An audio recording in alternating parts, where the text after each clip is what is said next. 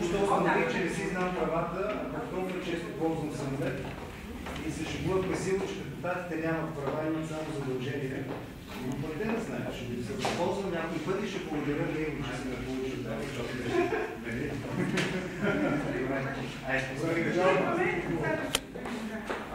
Аз само за 30 секунди да ми представя госпожа Павла Голенко, която е директор на център за обучение. Тя ще бъде предавателна и занимава 2 дена с неща, които предполагам ще ми бъдат интересни. По-скоро на вас, колкото на нас, аз така не ще не знам до някаква степен. От тук нататък ще говорите тази две посоки. Добър ден! Приятно ме да съм след млади хора по винаги. Както казвам съм Павла Миленкова, Павла съм на малко име. Днес наред с разчупване на човек си говорим на малки имена и на птици. Може би така комуникацията ще бъде по-лесна, по-достъпна. Директор съм на Център за професионално обучение и квалификация.